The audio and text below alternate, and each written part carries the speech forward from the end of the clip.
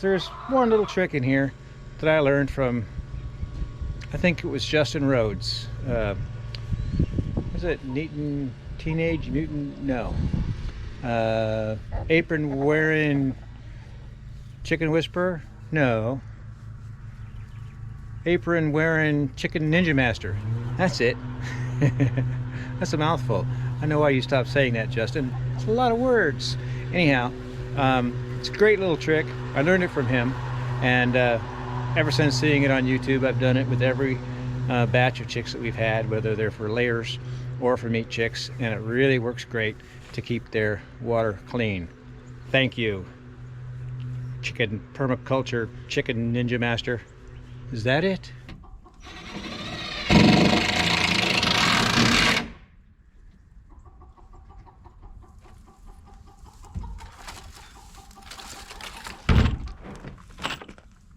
Okay, so that's done. Honey badger won't come get it. Well, maybe.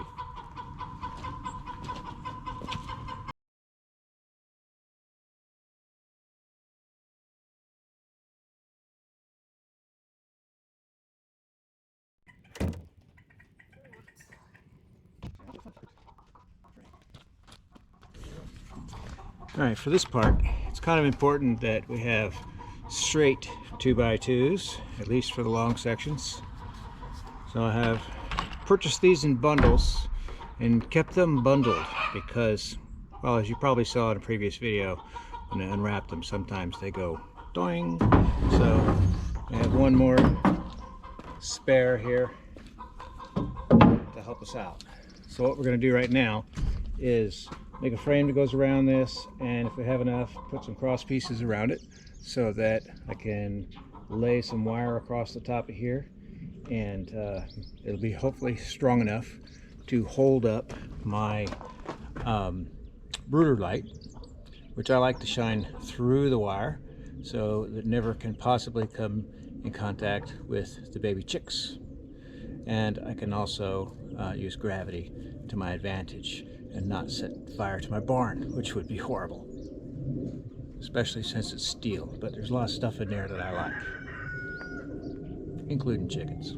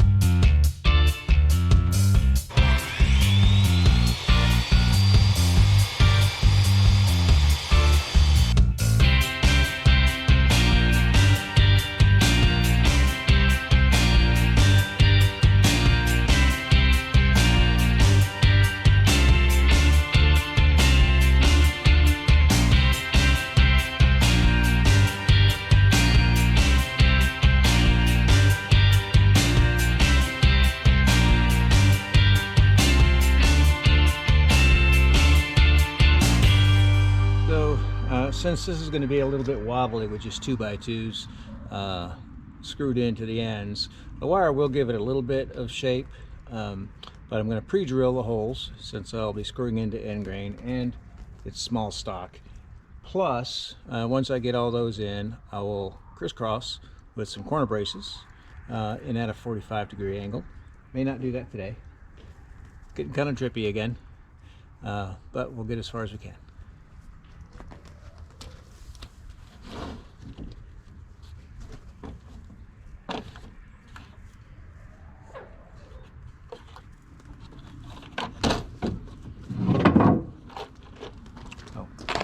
Also, one of those 2x2s was defective. I don't know if you saw me whack it on the ground to see if it would break, and boy, it sure did. So it wouldn't be a Thistle draw thing if it didn't have a piece of reused lumber in it. So I've got another piece I scabbed together here that'll fill in for now.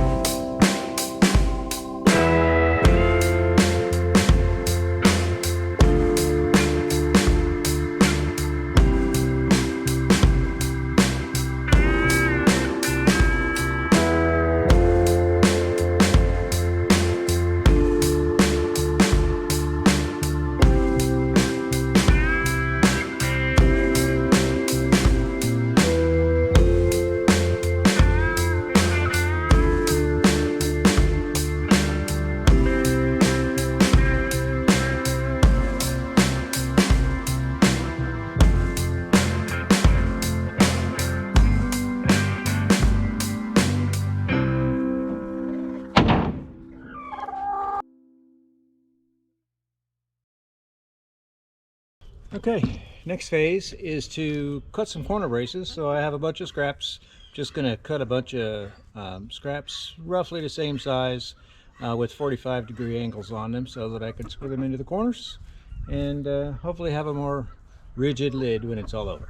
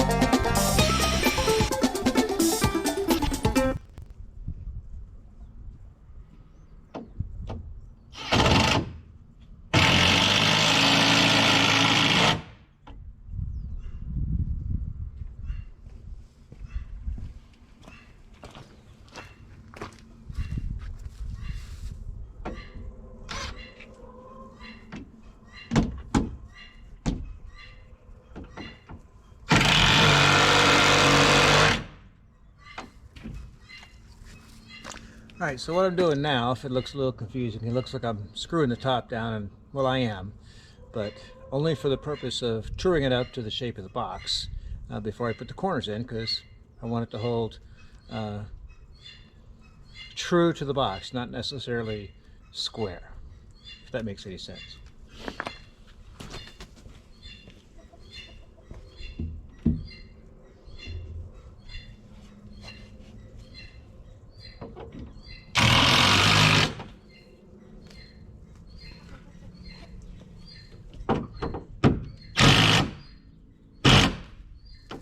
Okay, so now the frame for the lid is trued up to the shape of the box.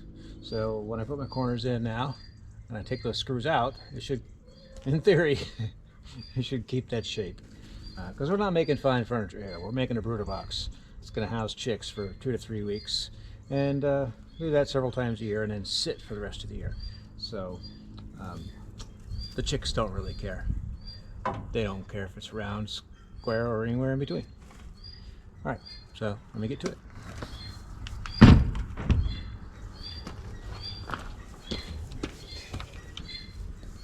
I'm going to load my pockets up with screws.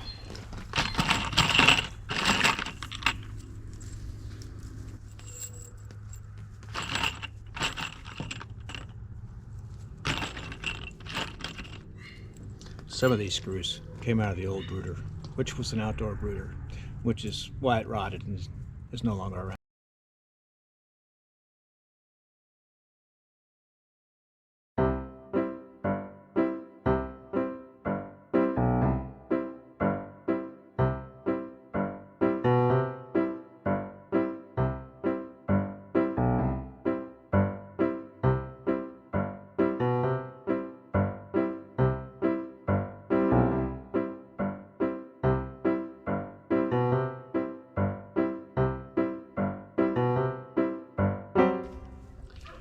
Okay, so the battery ran dead.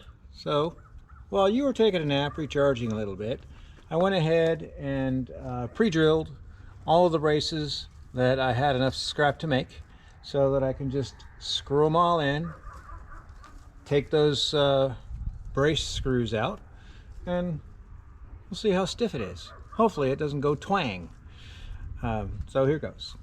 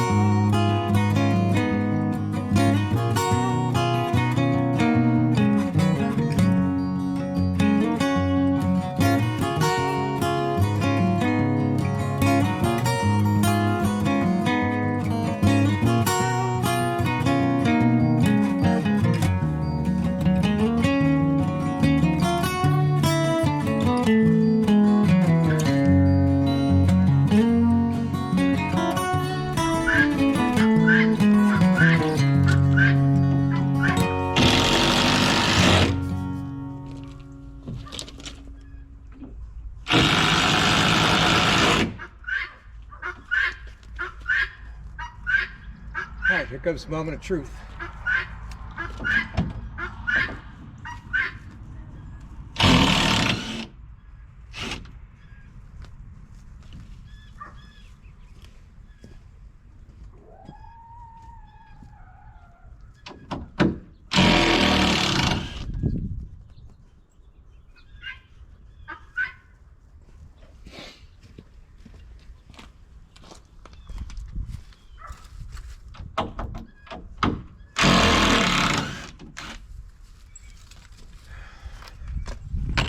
Alright, well that worked out the way it was supposed to. Must be something wrong. Anyway, that's it for today. So the next phase will be to add hinges to this and put some wire over the top of it. I have a feeling I'm going to have to go to the store for both of those things. But I'll check through all my scrap and see what I have that might work before I do. And anyway, well, we'll pick it up then, hopefully tomorrow, if it doesn't rain.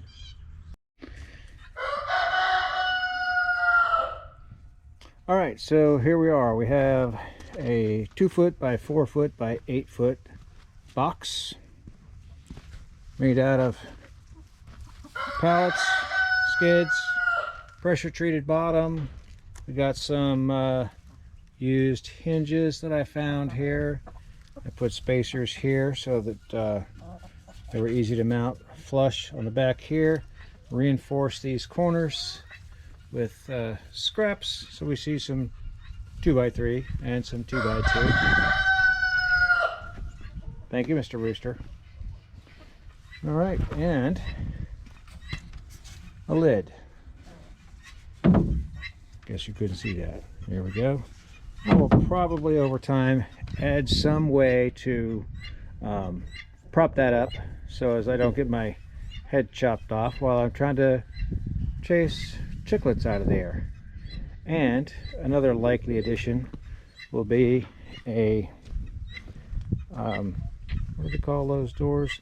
Anyway, a drawbridge type door that opens downward on one end of this, so that when we put chickens out into that tractor in the distance, or one just like it only better, we have a ramp about door width that we could just drop down and chase the little boogers out of there into their new home.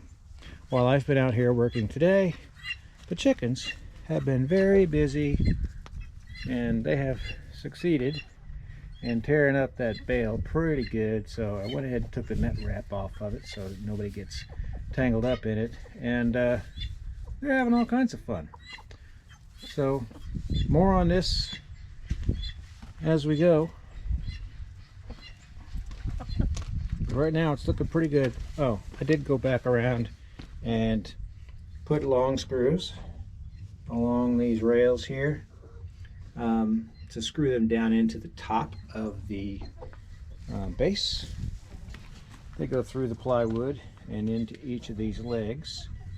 I wasn't getting a great deal of purchase, even though I angled those screws pretty well from the OSB into the base. And this is it. So our previous brooder was 2 foot by 6 foot. We did 40 chickens in there, and it was pretty crowded. So we should be able to easily accommodate 80 chickens here. Coincidentally, the tractor over there is configured for 40 to 45 chickens. So that's 2 scalable units, or 2 chicken tractors worth of brooder. Probably we will only do 40 at a time and see where it takes us. Alright, signing off for now. Next time you see me, I will be putting wire on top of this. I have some scraps laying around, trying to decide if I want to use the good stuff or the scrappy stuff. You'll know when I know.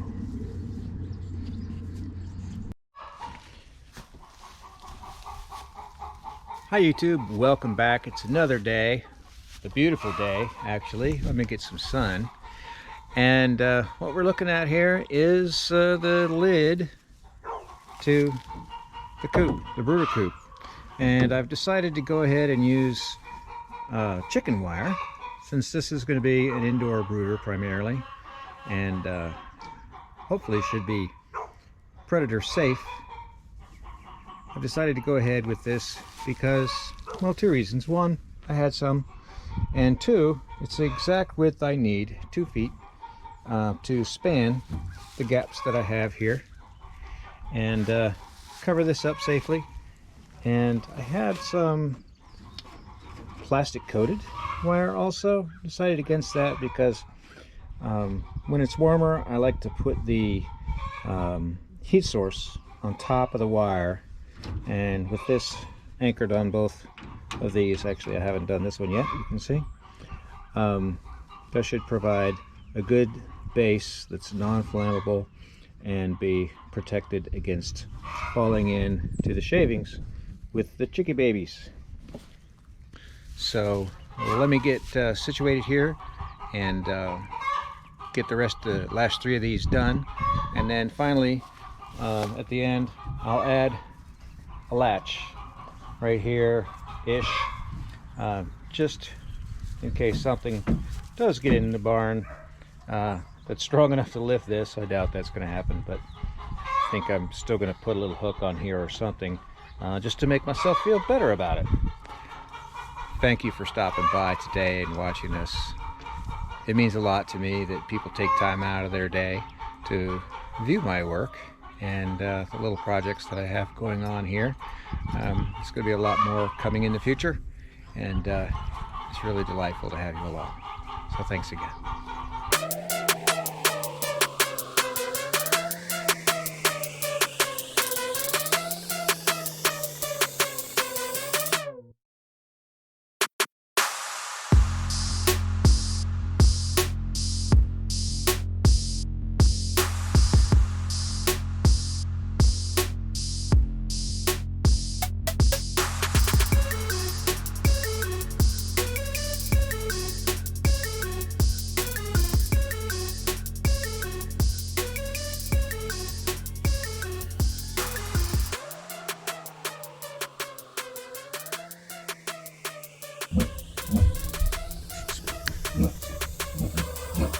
Albert, I really wish you'd leave me alone. You're covered in mud. I don't want to be covered in mud. Oh, no.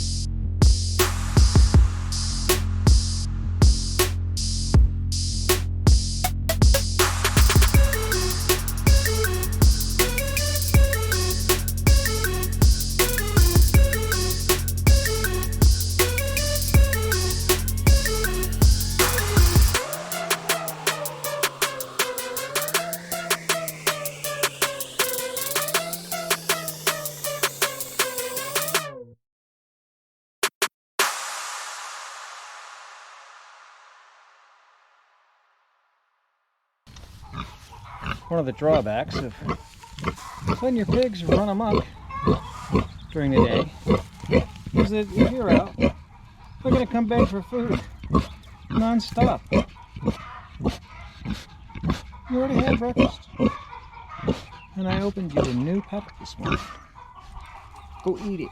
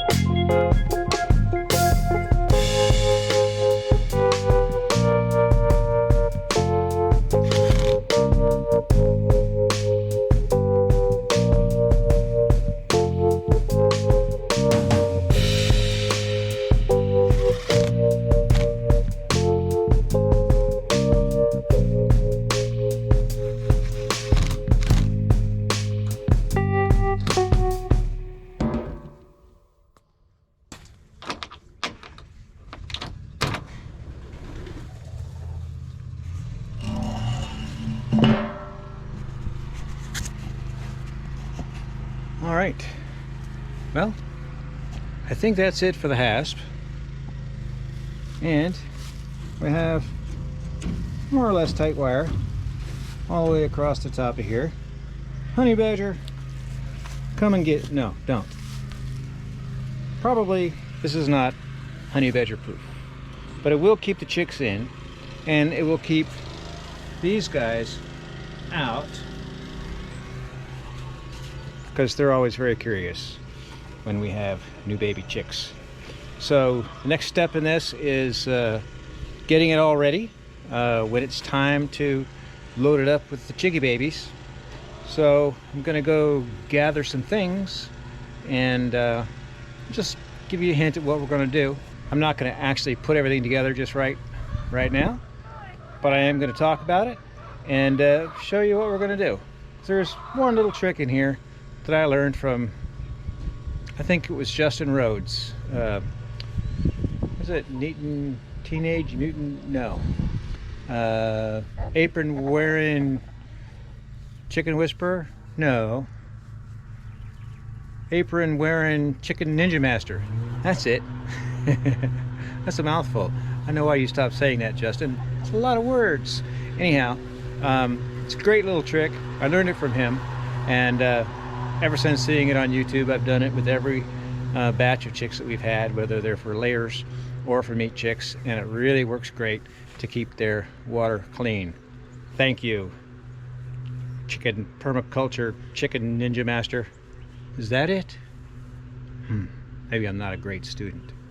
Be right back. Okay, that's it right there.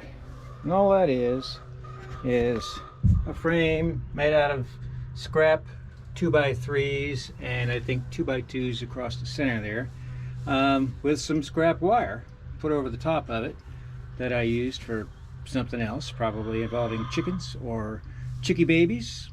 And what this does is allows the chicks to walk from shavings that might be over here onto this and then to the waterer. And as they step up on that wire, any shavings that might have been stuck to their feet fall off. and do not wind up in the water. And we know what's on those shavings because we know why we put it there, to catch the poop. So if you don't want your chickens drinking poop, try this trick. And if you're deep bedding, what you can do is set this frame here on blocks underneath to raise it up. So you can just, you know, stick a 2x4 or whatever underneath to raise it up so that there's a little bit of a space. It's higher than the surrounding bedding, and that makes a huge difference, and you won't be replacing your water multiple times a day.